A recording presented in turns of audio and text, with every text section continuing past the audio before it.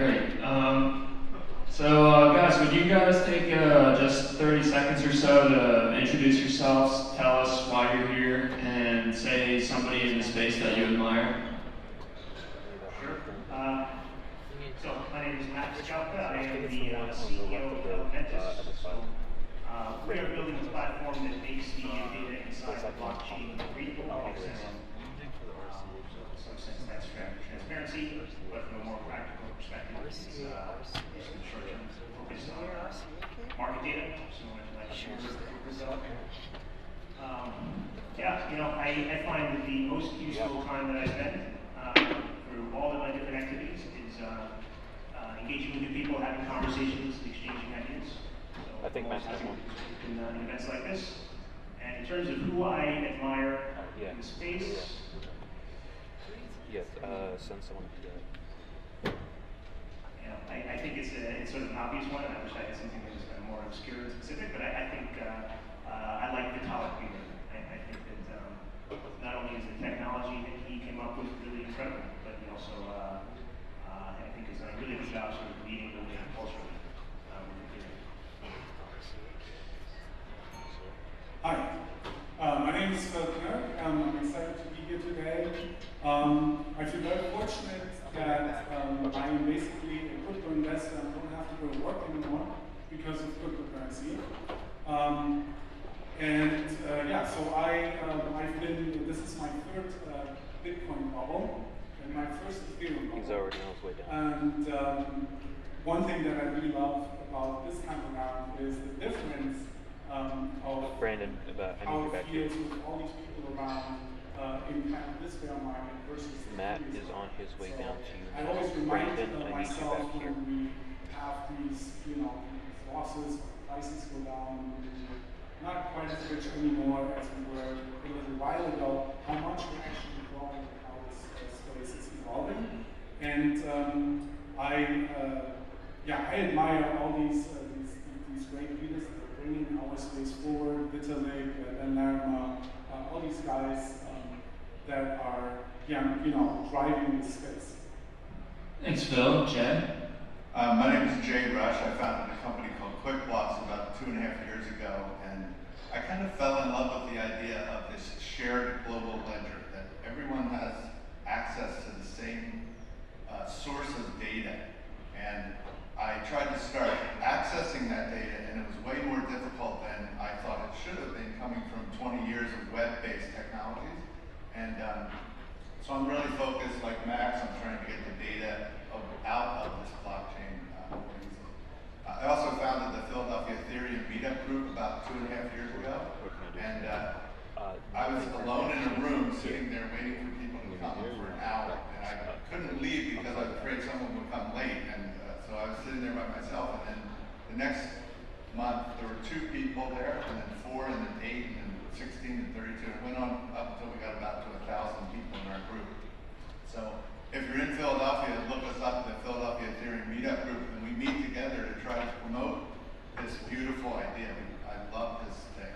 It's amazing. So as far as who I admire, I kind of almost don't admire all the people who you would recognize their name. I kind of admire all the people that are latched onto this beautiful idea and struggling in some dark, dank place like I do every day, trying to create something that's interesting using this new technology. All right, thanks. So we want to have an organic conversation about the value of blockchain. So guys, obviously nothing about blockchain matters besides the price. Just kidding. So Phil, can you tell us something about, since you've been in this space a while,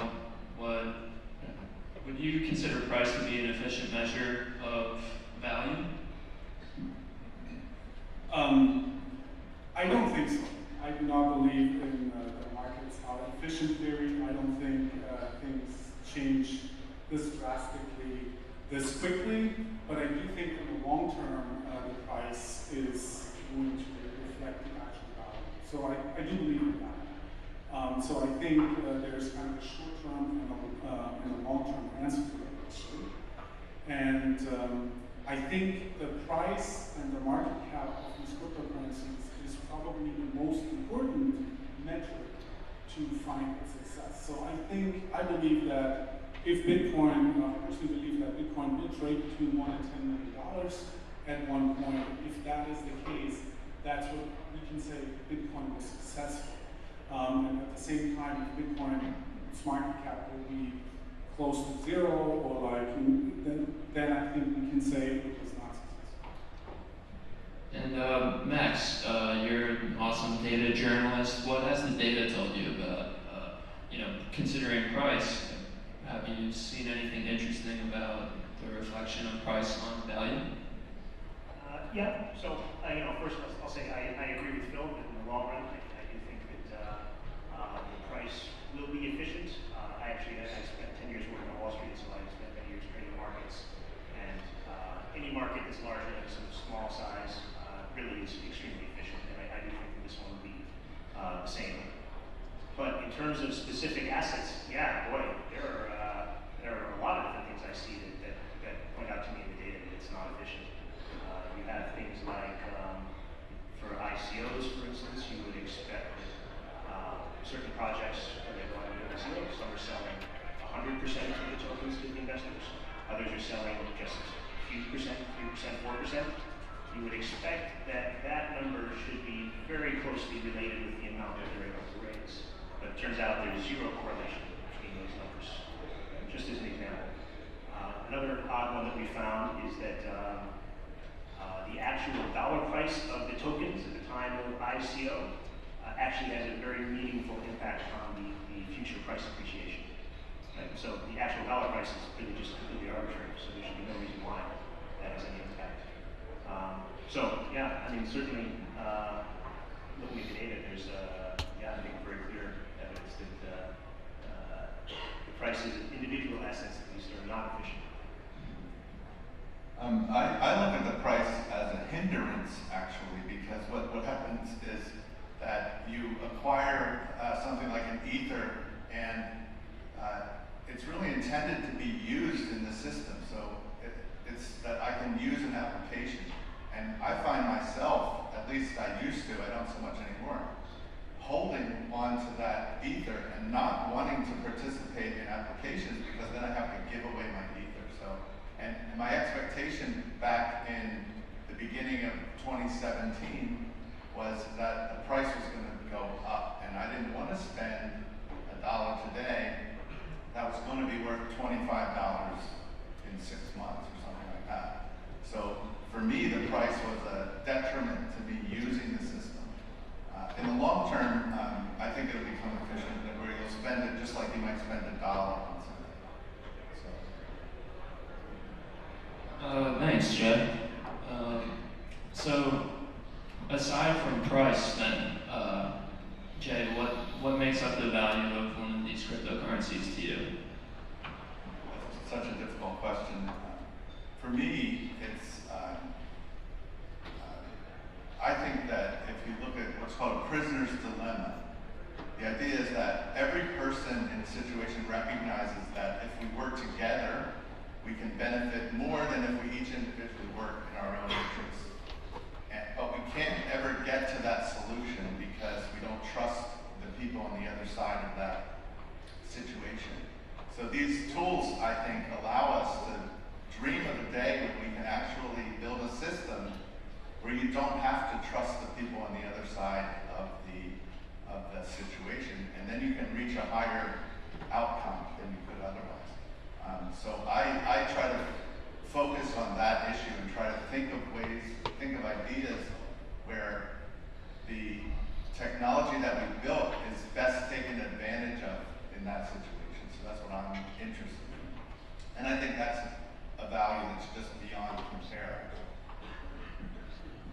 Thoughts, guys? Yeah. So I think this is the most important question that we just asked.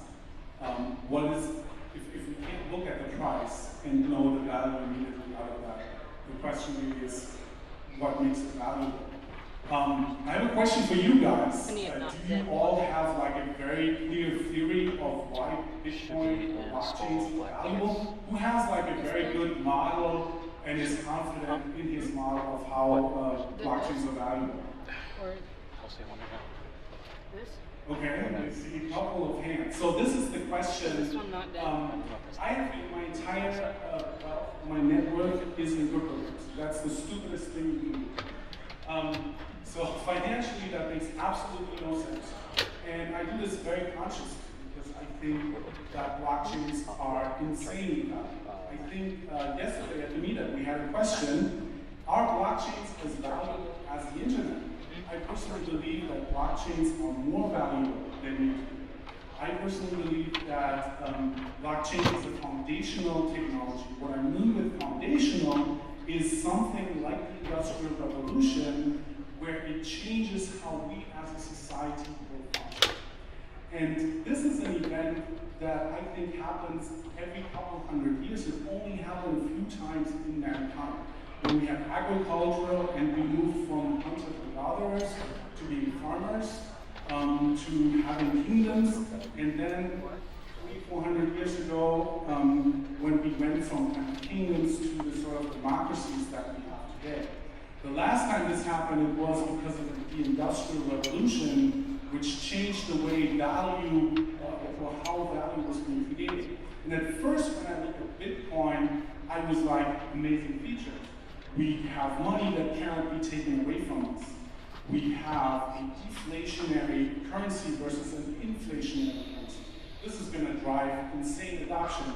And nobody can mess with me when I want to send anyone money. So those are like the key features that I saw when I finally read the white paper in about 2013. As I've been thinking more about it though, I was like, well, what actually creates these features? And to me, it is a new form of organization. If you think about today, if you want to create something like a US dollar or a euro or a yen, what do you need? You need a country.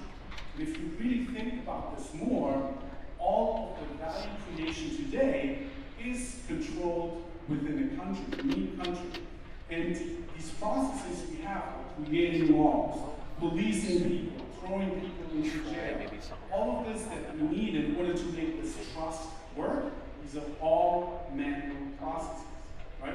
Think about when you had to write a letter, put it on a horse, and make it travel through the world, and nowadays we have these data packets on the internet, we can send it everywhere. So what Bitcoin did, created an organization that is digital, automatic, much more efficient. And that value to me, I think, is so insane that I'm ready to gamble my entire life on putting my entire network into this. Can I jump in and put this up? So you're taking ecstasy and you're on a high right now. And I want to be there so badly, but I think that that new organization is the ability to no longer have to trust the other party on the other side of the situation. And that we can, by eliminating that need to trust the other side, we can reach that new organization. So, I didn't raise my hand when you asked the question,